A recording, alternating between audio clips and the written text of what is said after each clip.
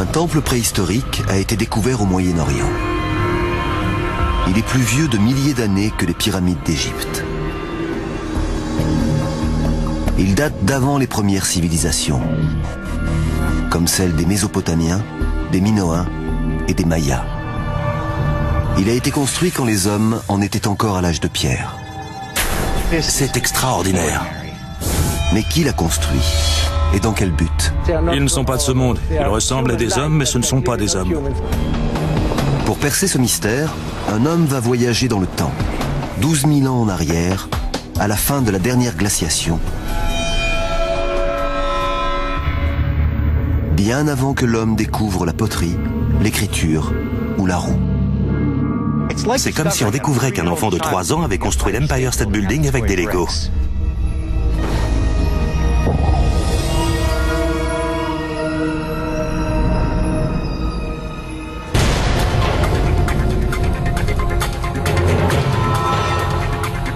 Pendant des millions d'années, l'évolution de l'homme a été assez lente. Nous survivions grâce à la chasse et la cueillette.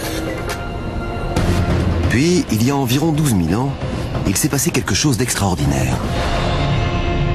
Notre développement s'est soudain accéléré. Et dans un temps relativement court, nous sommes passés de l'âge de pierre au voyage dans l'espace. Quel est donc l'événement qui nous a fait changer de façon aussi spectaculaire?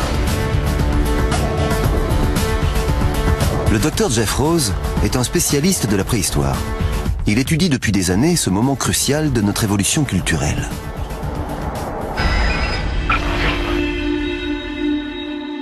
Il s'est rendu en Turquie pour enquêter sur une incroyable découverte qui pourrait enfin expliquer comment et pourquoi nous sommes passés de l'âge de pierre à ce que nous sommes aujourd'hui, en un pas de géant. Marcher sur la Lune n'est pas le plus grand pas qu'ait fait l'humanité. C'était sans doute plutôt le fait de découvrir l'élevage et l'agriculture. La théorie communément admise est que l'agriculture nous a permis de devenir sédentaires, de développer des concepts religieux et de bâtir des temples. Les hameaux sont devenus des villes, puis des civilisations puissantes. Libérés du besoin de chasser et cueillir pour notre subsistance, nous avons eu du temps pour réfléchir, inventer et sortir de l'âge de pierre. Ça, c'était la théorie qui prévalait jusqu'à aujourd'hui. Mais ce qu'on a découvert en Turquie remet en question toutes nos théories sur l'évolution. J'ai vraiment hâte de voir ça.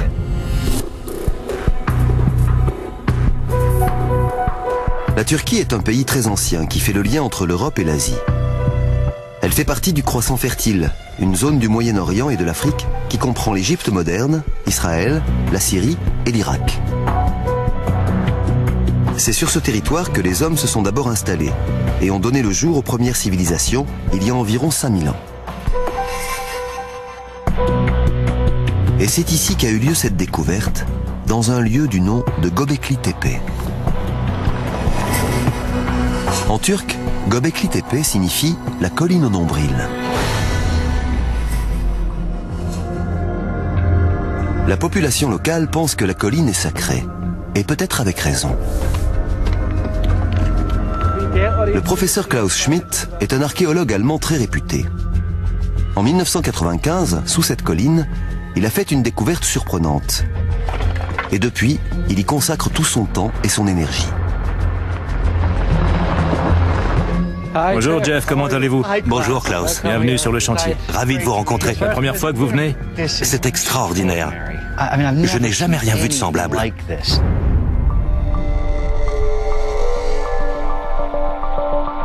Ce que le professeur a découvert enfoui sous la colline est un amas d'énormes piliers de terre, décorés d'étranges gravures.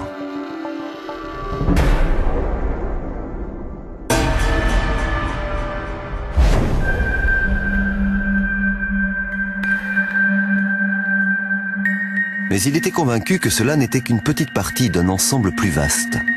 Pour en découvrir l'étendue, le professeur Schmidt a fait procéder à une étude géomagnétique. L'étude a couvert près de 90 000 mètres carrés.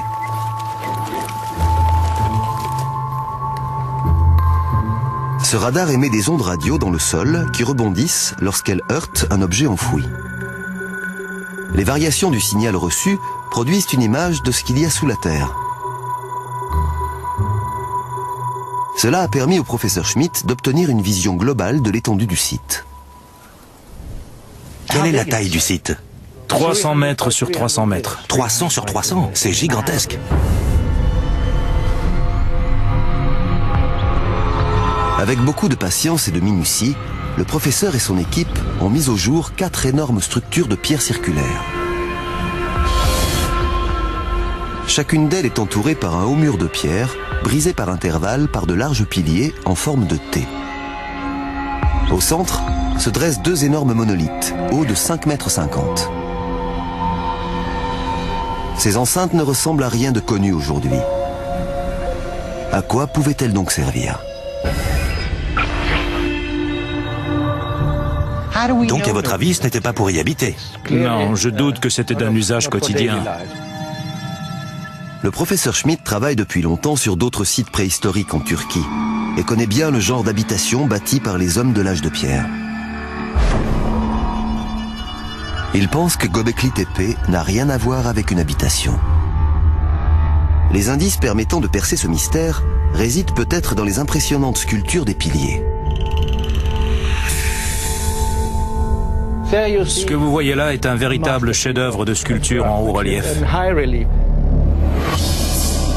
C'est probablement un léopard. Et tout ça, c'est d'un seul bloc? Oui, un seul bloc taillé dans une pierre. Très bien fait, très naturaliste. On distingue très bien les côtes de l'animal, son museau, sa gueule, ses dents et son attitude agressive. La réalisation est impressionnante. On a l'impression que ça a été fait hier. Quelle est la signification de ces animaux d'après vous? Les animaux sculptés en haut relief semblent être des gardiens des piliers en forme de T. Ces piliers en forme de T sont des indices précieux pour comprendre Göbekli Tepe. Les inscriptions qu'ils portent prouvent que ce ne sont pas de simples monolithes de pierre. Ce sont des humains stylisés. Des humains stylisés? Oui. La barre du T est un visage humain de profil. Puis on a le corps, un bras baissé, là une main avec les doigts et en dessous une ceinture.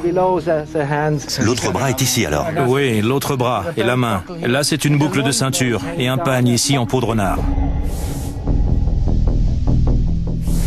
Donc ils se tiennent comme ça et regardent dans cette direction? Oui, c'est ça.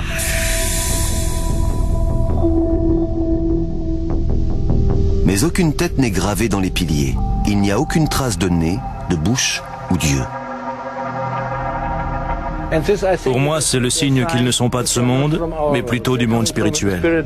Ils ne sont pas humains, ils ressemblent à des hommes, mais ce ne sont pas des hommes. Si ce ne sont pas des hommes, que représentent-ils donc? Ou qui? Ce sont des personnes, des ancêtres peut-être, ou des déités? Ce sont peut-être les représentations divines les plus anciennes du monde.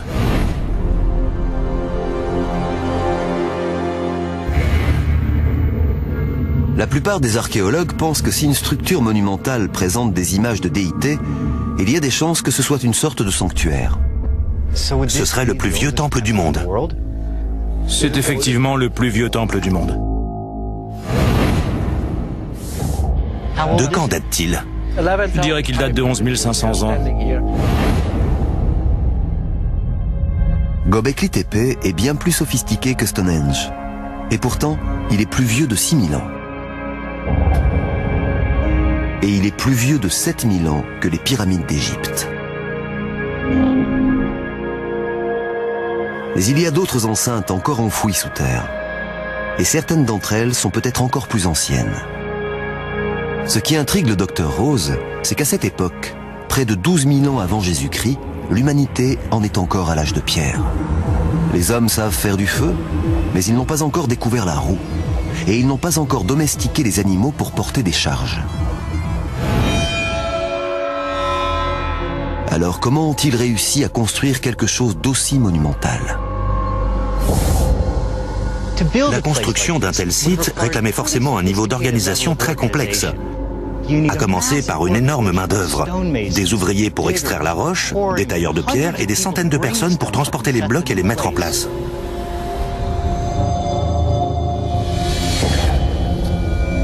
Qui étaient donc ces hommes préhistoriques capable de bâtir un tel temple avant même de savoir fabriquer un vase en poterie. Que va donc nous révéler le plus ancien temple du monde sur l'histoire de l'humanité?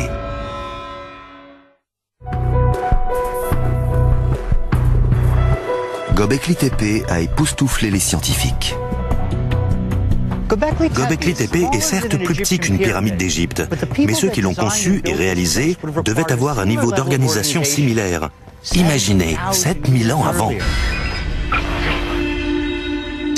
Tailler, graver et ériger ces piliers a dû réclamer une grosse main-d'œuvre, qu'il fallait aussi nourrir et héberger. Mais qui étaient donc ces hommes? Le docteur Rose part à présent à la recherche de ces bâtisseurs.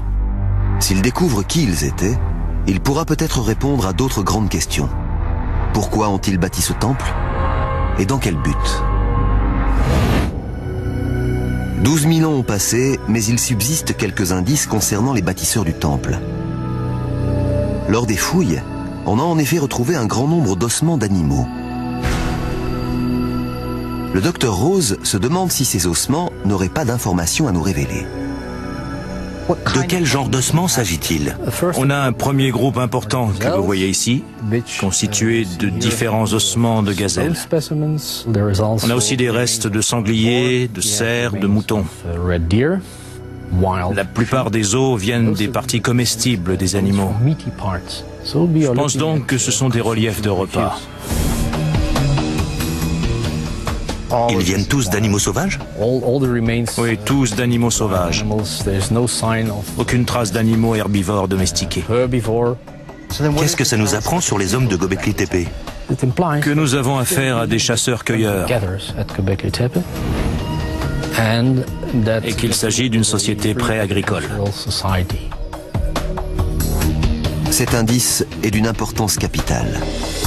Car pendant longtemps, on a cru que des sites comme Göbekli Tepe ne pouvaient avoir été construits que par des hommes vivant en larges communautés agricoles. Comme les Égyptiens, quelques milliers d'années plus tard.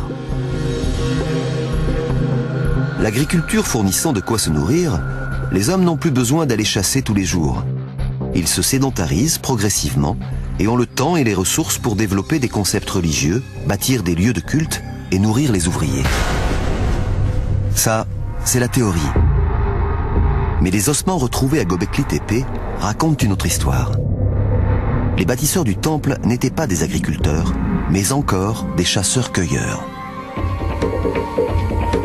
Traditionnellement, cela veut dire qu'ils étaient semi-nomades et vivaient en petits groupes mobiles. Ils voyageaient légers, au rythme des saisons, et suivaient les déplacements du gibier.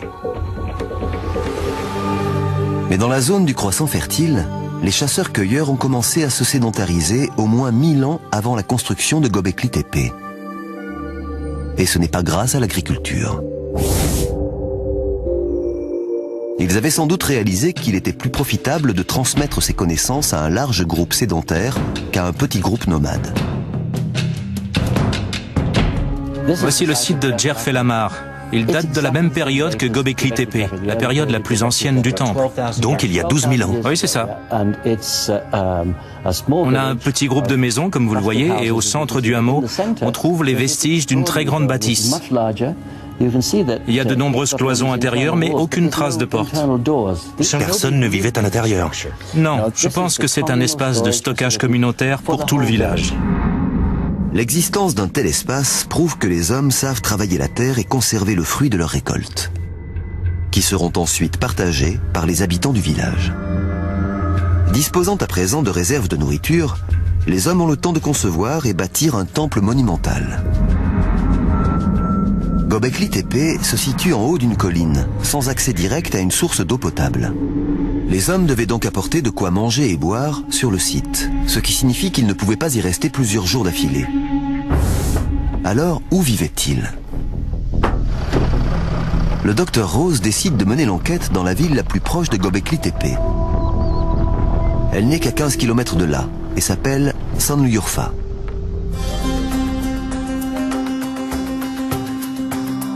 Son histoire est impressionnante. La tradition locale veut qu'Abraham, le patriarche des 3 grandes religions monothéistes d'aujourd'hui, soit né ici, il y a environ 4000 ans. Mais le docteur Rose découvre que la ville est bien plus ancienne que cela. L'archéologue turc Dr Bahattin Çelik est spécialiste de l'histoire de Şanlıurfa. Dans le sous-sol de la ville, nous avons retrouvé des outils en silex qui indiquent qu'il y avait ici une communauté humaine à l'âge de pierre il y a environ 11 000 ans. Pour le docteur Rose, c'est la preuve que les hommes vivaient ici à l'époque de la construction de Göbekli Tepe. Ces hommes étaient-ils les bâtisseurs du temple? Le docteur Rose se rend au musée de Şanlıurfa pour observer un précieux indice archéologique. Cette statue a été mise au jour lors de travaux réalisés dans la ville. Elle a environ 11 000 ans d'âge. Elle est presque aussi ancienne que Göbekli Tepe. Mais elle présente un visage aux traits bien définis, contrairement au monolithe du temple. Des statues similaires ont néanmoins été retrouvées à Göbekli Tepe et sont conservées à l'écart du chantier. Celle-là ressemble assez à la grande statue aux yeux noirs. Elle est plus petite et plus abîmée par le temps, mais on voit malgré tout qu'elle avait des traits définis. Les bâtisseurs de Göbekli Tepe savaient donc parfaitement sculpter des visages avec des traits définis. Ils ont sans doute délibérément choisi de ne pas sculpter de visage sur les monolithes, car ils voulaient représenter une espèce de déité ou d'être surnaturel. Ces statues indiquent que les habitants de Şanlıurfa auraient bien pu être les bâtisseurs de Göbekli Tepe. Mais on en était encore à l'âge de pierre. Et le temple témoigne d'une maîtrise technique que personne ne croyait possible avant des milliers d'années. Le docteur Rose est perplexe. Comment ces hommes, qui n'avaient pas encore découvert l'agriculture, ont-ils pu concevoir, planifier et construire une chose pareille? C'est comme si on découvrait qu'un enfant de 3 ans avait construit l'Empire State Building avec des Legos. Comment ont-ils fait?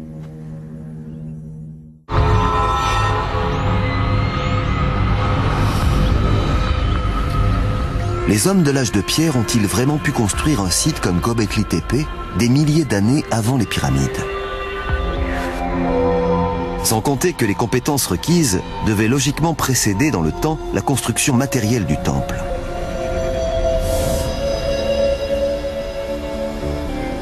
Les enceintes les plus anciennes ont été bâties à même la roche. Dans des entailles d'environ 10 cm de profondeur, on a posé les 2 monolithes centraux. Ils mesurent 5,50 m, sont taillés dans un seul bloc de pierre et pèsent environ 16 tonnes. Fabriquer ces énormes piliers réclame un grand savoir-faire et une certaine connaissance de la géologie. Le docteur Rose va se tourner vers un spécialiste de la taille de pierre pour comprendre comment ces piliers ont été faits.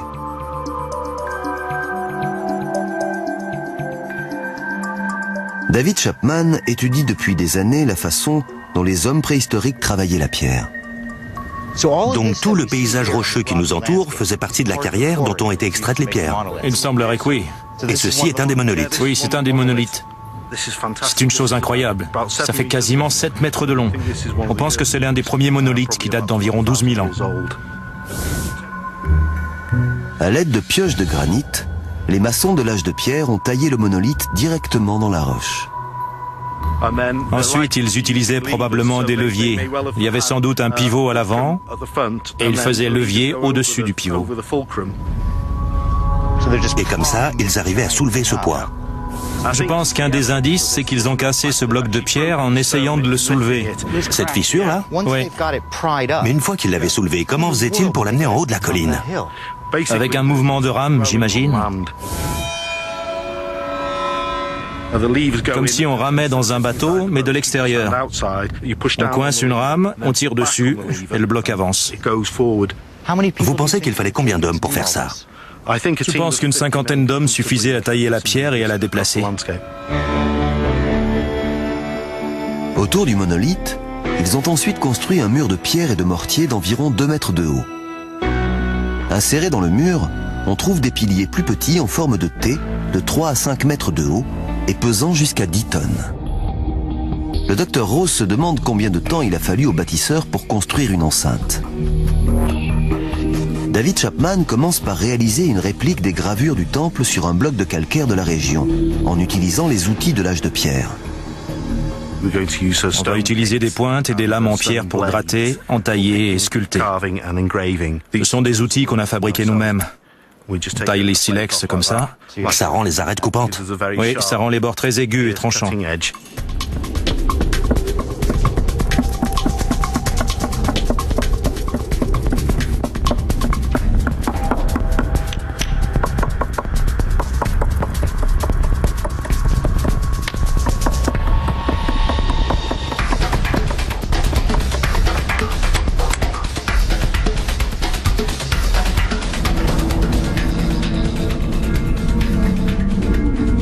Cette maîtrise de la gravure est visible dans tout le temple, y compris dans les portes d'entrée. Cet objet étrange est une porte en pierre. Et on suppose qu'elle était encastrée dans le mur de façon verticale. Cette porte permettait d'entrer dans l'enceinte. Elle pèse plusieurs tonnes et a été taillée dans un seul bloc. Vous m'avez parlé du monde des enfers, du fait de disparaître, puis de renaître. Oui, ça m'évoque l'entrée des enfers.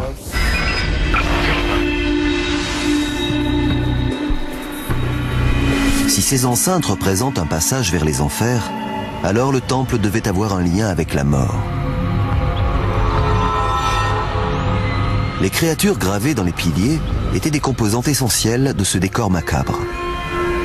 Et devant la variété et la finesse des motifs, on ne peut qu'admirer la patience et le savoir-faire des tailleurs de pierre de cette époque. C'est magnifique. C'est incroyable. Vous avez mis combien de temps à faire ça? Jusqu'ici, il m'a fallu 6 heures. Si on compte qu'il y a une vingtaine de sculptures comme celle-là dans chaque enceinte, combien de temps faudrait-il pour faire une enceinte complète? Bien, d'après le temps qu'on a mis pour faire une réplique de ces sculptures, je dirais 300 heures de travail, quelque chose dans ce goût-là. Et si on compte de la construction de l'enceinte jusqu'aux finitions, il faudrait combien de temps? D'après nos calculs, et en admettant qu'il y ait 60 ou 70 personnes qui travaillent sur le chantier, je pense que c'était réalisable en 6 ou 12 mois. Peut-être plus longtemps avec une équipe plus réduite. Les enceintes de pierre mesurent entre 10 et 30 mètres de diamètre. Et le professeur Schmidt sait à présent qu'il devait y en avoir bien plus que les 4 déjà découvertes.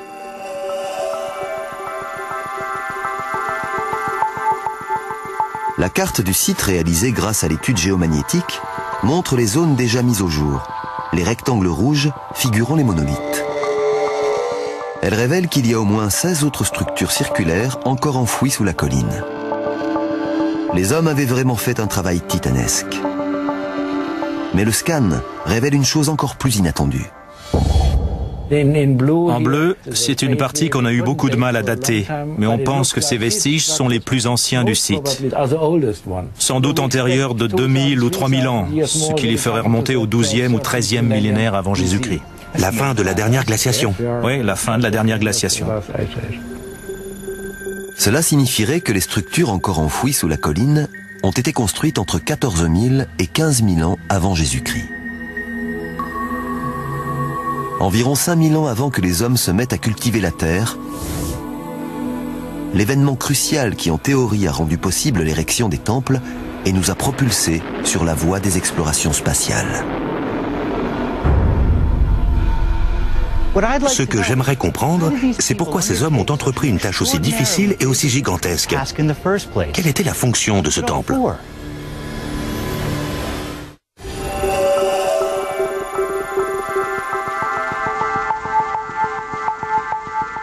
Le docteur Rose est convaincu que la clé du mystère de Göbekli Tepe se trouve dans les inscriptions gravées sur les piliers de pierre.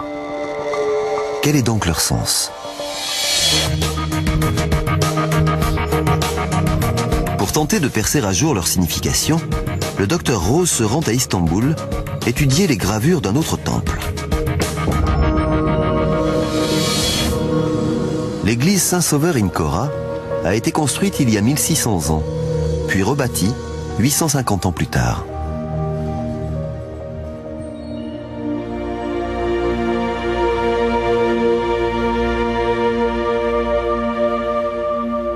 Les mosaïques qui couvrent ces parois sont un remarquable exemple d'imagerie chrétienne.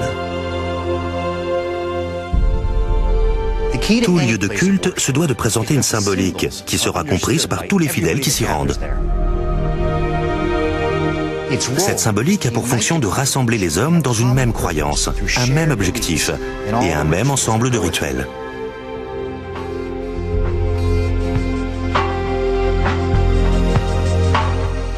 Si je venais d'une autre culture et ignorais tout du christianisme, toutes ces représentations, toutes ces décorations me seraient tout à fait incompréhensibles. Si j'ignorais le sens caché des symboles, je n'aurais aucune idée des concepts qui les ont vus naître ou de la fonction d'un tel lieu. Mais nous savons que les bâtisseurs de Göbekli Tepe étaient des chasseurs-cueilleurs, ce qui nous permet d'avancer une explication probable de sa fonction.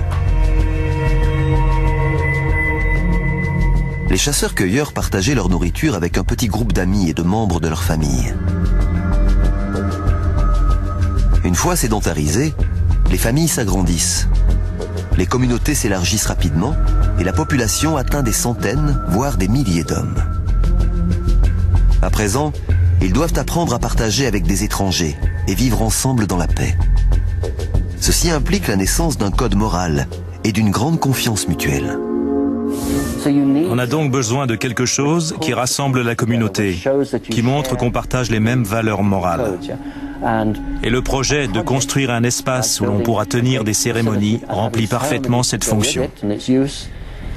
C'est une façon de dire aux autres, voilà comment on se comporte si on fait partie de cette communauté. Les communautés voisines se rassemblent pour mettre en commun leurs talents et rendre leur religion concrète. Un tailleur de pierre d'un groupe, un maçon d'un autre, un sculpteur d'un autre, et ensemble, ils construisent un temple. Un projet gigantesque comme celui-ci oblige les gens à travailler côte à côte, à compter les uns sur les autres et à se faire confiance. C'est un facteur d'unité. Car si je vous croise dans mon église ou dans ma synagogue, j'aurai tendance à vous faire confiance, même si je ne vous connais pas bien. Mais quel système de croyance ce temple représente-t-il? Pendant des millénaires avant Göbekli Tepe, il semble que les hommes pensent que tout, les animaux, les plantes, les pierres, les phénomènes naturels, ont tous un esprit. L'homme n'est qu'une infime partie de la nature. Dans les grottes, la nature est représentée et on voit très peu d'hommes, ou bien ils sont inférieurs. À présent, les piliers de forme humaine dominent la nature, qui est représentée par des créatures sauvages et dangereuses. Les piliers centraux sont peut-être le signe d'une évolution des mentalités. Les êtres humains sont soudain au centre des choses. La présence de ces créatures en dessous des figures anthropomorphes suggère que les humains sont dorénavant considérés comme supérieurs aux animaux.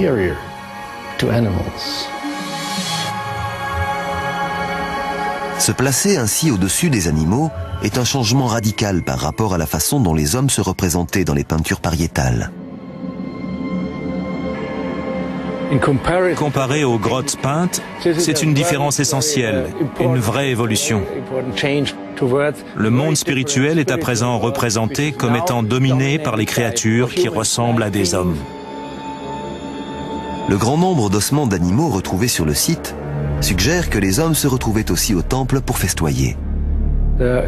Quand les gens se rassemblaient ici pour festoyer, il fallait beaucoup de nourriture. Et en simplifiant un peu, c'est peut-être ce besoin constant de nourriture qui a amené les hommes à vouloir maîtriser la nature et passer d'une économie de prédation à une économie de production, en adoptant l'agriculture et l'élevage.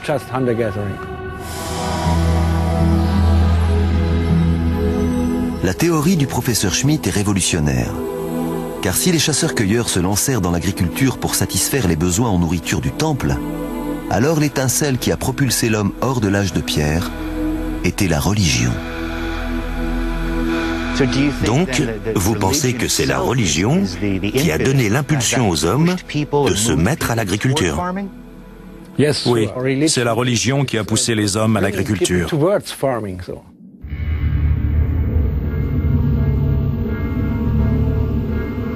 On avait toujours pensé que la religion était née à la suite de l'économie de production, mais dans le cas présent, elle semble précéder la découverte de l'agriculture. À quoi servait donc ce temple ?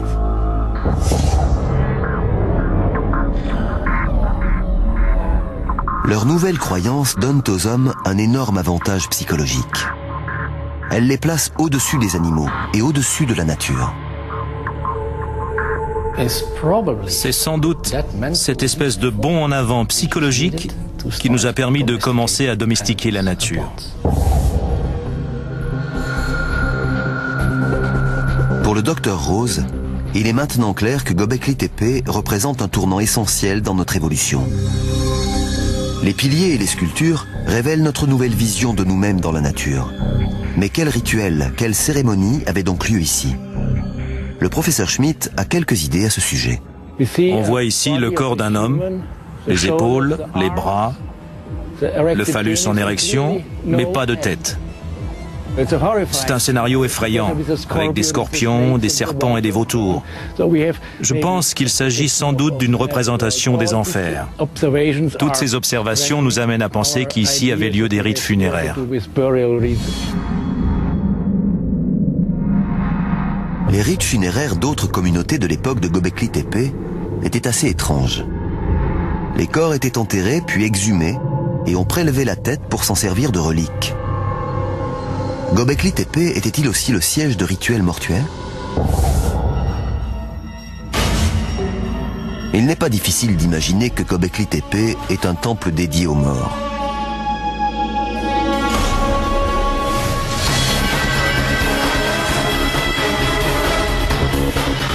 Une porte menant au monde des enfers, où les têtes des morts sont séparées de leurs squelettes, où l'on s'adonne à d'étranges cérémonies sous les imposants piliers, en proclamant la supériorité de l'homme sur les animaux sauvages.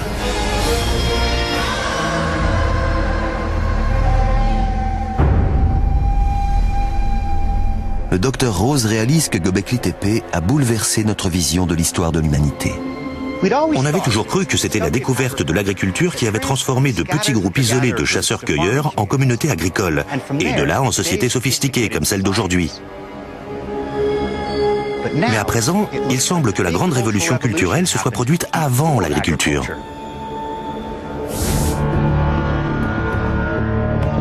Et ce qui a entraîné cette révolution culturelle est l'avènement d'une nouvelle religion, dans laquelle nous sommes supérieurs aux animaux. Nous construisons alors des temples pour nous rassembler dans cette nouvelle foi. Et cet effort nous amène à faire ce pas de géant vers l'agriculture. Göbekli Tepe suggère que c'est ce désir de spiritualité qui a engendré la civilisation. Mais le docteur Rose découvre une chose étrange. Après cet effort surhumain pour bâtir ce temple extraordinaire, les hommes qui l'utilisent l'enfouissent sous terre. Pourquoi?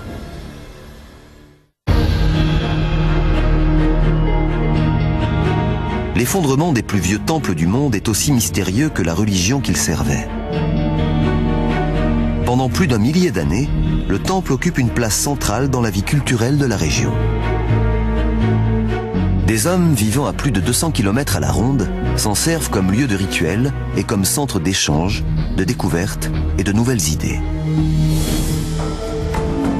C'est ici que la révolution agricole qui changera le cours de l'humanité commence à prendre forme.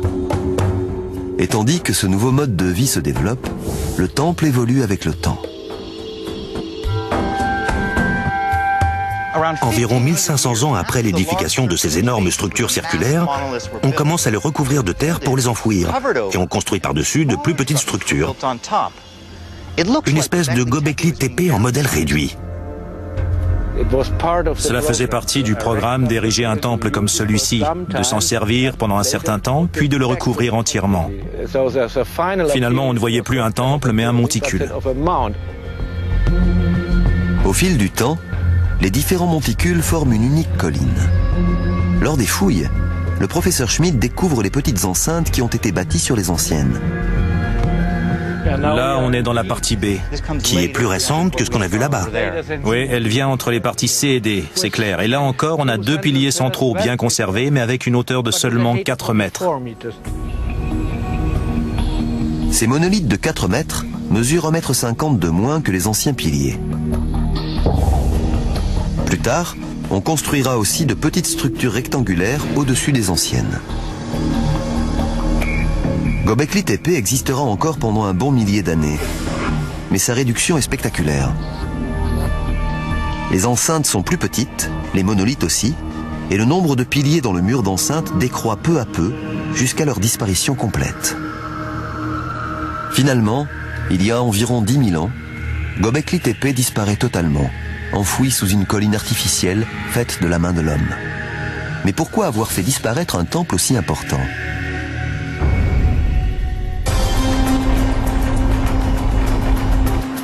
Pour le découvrir, le docteur Rose fait un trajet de 30 km loin de Göbekli pour aller visiter un autre vestige de cette époque. Quand un barrage fut construit sur l'Euphrate en 1990, une zone de 800 km² fut inondée.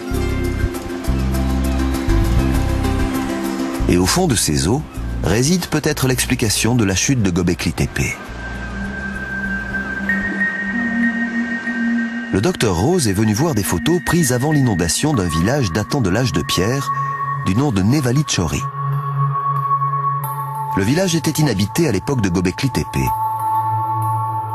Les photographies montrent qu'il y a 10 000 ans, une chose étrange est apparue dans le village. Un autre genre d'espace communautaire. C'est une petite enceinte, carrée, avec 13 piliers insérés dans les murs et 2 monolithes sans tête au centre, gravés de mains et de bras. On dirait une version réduite de l'immense temple de Göbekli Tepe.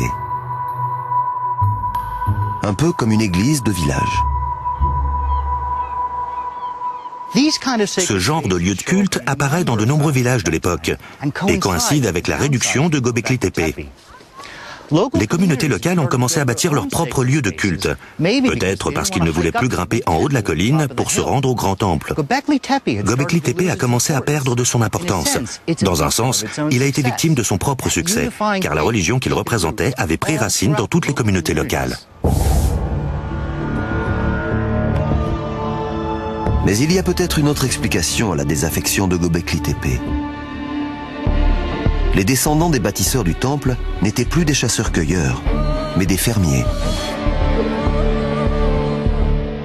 Et ils avaient perdu tout intérêt pour les traditions de leurs ancêtres. Quand les hommes sont devenus des fermiers, ils n'ont plus eu besoin de lieux de culte où leurs ancêtres se rendaient autrefois pour adorer les dieux de la société des chasseurs.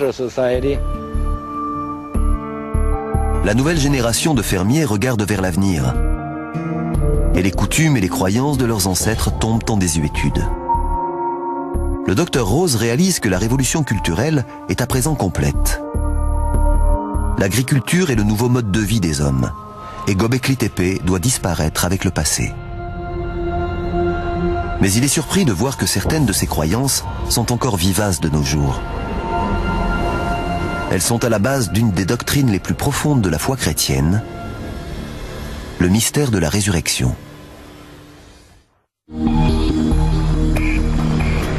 Le docteur Rose a appris beaucoup de choses au cours de son voyage dans notre passé préhistorique. Mais il lui reste encore à découvrir une pièce du puzzle. Lorsque Göbekli Tepe fut enfoui, il y a 10 000 ans, que sont devenues les croyances qu'il avait fait naître ? Pour le savoir, le docteur se rend à 450 km à l'ouest, à la recherche des traces des concepts religieux qui ont donné naissance au plus vieux temple du monde. Çatalhöyük a environ 9000 ans. Certains pensent que c'est la plus ancienne ville du monde. Jusqu'à 8000 personnes auraient vécu ici. C'étaient des fermiers. Le docteur Tristan Carter a travaillé sur les fouilles et a découvert un certain nombre de points communs avec Göbekli Tepe. Vous avez retrouvé le même genre d'imagerie qu'à Göbekli Tepe.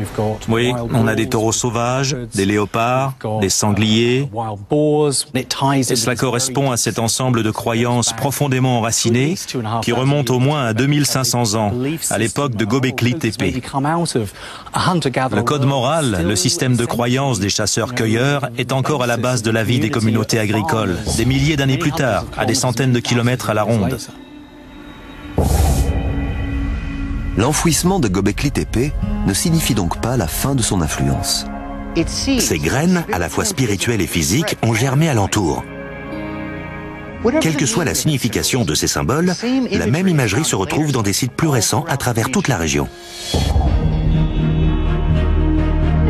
Le docteur Rose retrouve un des symboles du grand temple à l'intérieur d'une maison, construite 2000 ans plus tard. À votre avis, que signifie ce symbole à l'intérieur d'une maison? Le taureau est à l'évidence un symbole extrêmement important. Il se peut qu'il représente une déité spécifique ou qu'il soit le symbole de quelque chose de profond en termes de rituel. Ceci est une réplique en miniature. Les taureaux préhistoriques, appelés aurochs, devaient mesurer presque 2 mètres au garrot, avec des cornes pouvant atteindre 1 mètre. C'étaient de gros animaux, très effrayants. Alors faire entrer cette puissance, cette violence dans l'espace domestique est sans doute une célébration de la chasse et du courage des chasseurs. Pensez qu'on le retrouve aujourd'hui dans les corridas en Espagne, où on l'associe au courage, aux prouesses et à l'honneur. La peur qu'on peut éprouver devant cet énorme animal est tout à fait légitime.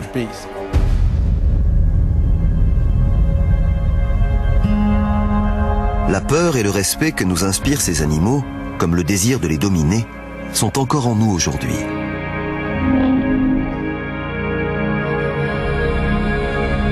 Cette représentation d'un rite funéraire, postérieur de 2000 ans à Göbekli Tepe, est une autre image intrigante pour le docteur Rose.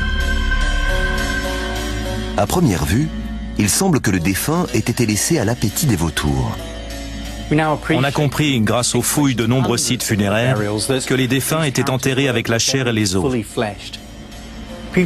Mais quelque temps après, on les exhumait et on prélevait délicatement le crâne. Le culte des crânes est associé au culte des ancêtres. Le crâne d'une personne est un souvenir physique de son existence. Une fois détaché du squelette, il était exposé, seul ou avec d'autres, dans une maison ou un espace communautaire. C'était une façon de faire revivre une personne importante, afin de perpétuer une histoire qui lie les hommes entre eux. On faisait ainsi revivre les personnes qui comptaient beaucoup pour la lignée.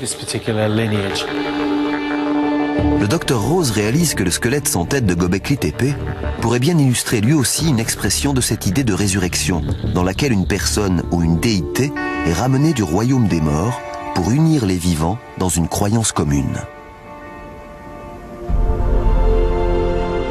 Au cours des millénaires suivants, l'idée de résurrection allait apparaître dans de nombreuses civilisations, comme celle de Babylone, d'Égypte, d'Inde ou de Grèce. Elle survit encore de nos jours dans la tradition chrétienne. Le docteur Rose comprend que bien que les temples anciens aient disparu, les croyances qu'ils symbolisaient ont continué de nourrir notre culture depuis 12 000 ans. On ne saura sans doute jamais avec précision ce qui s'est passé à Göbekli Tepe, mais au cours de mon voyage, certaines choses sont apparues clairement. La construction de ce temple représente le point culminant d'une longue tradition de réflexion et de savoir-faire qui remonte sans doute à la dernière glaciation.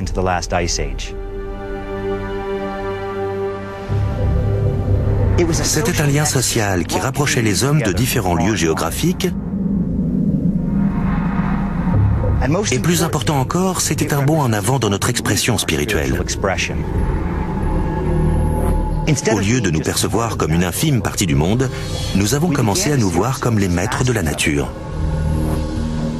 En construisant un temple pour ces déités de pierre géante, façonnées à notre image, nous avons ouvert la voie d'un autre mode de vie. Et c'est ici, à l'ombre de ces immenses piliers, que nous avons donné naissance aux dieux. Göbekli Tepe marque ce qui est sans doute un tournant essentiel dans notre évolution culturelle. Un moment où nous nous sommes organisés en communauté, où nous avons réévalué notre place dans le monde et avons commencé à domestiquer la nature. C'est le premier pas de géant pour passer de l'âge de pierre à celui de l'âge interstellaire.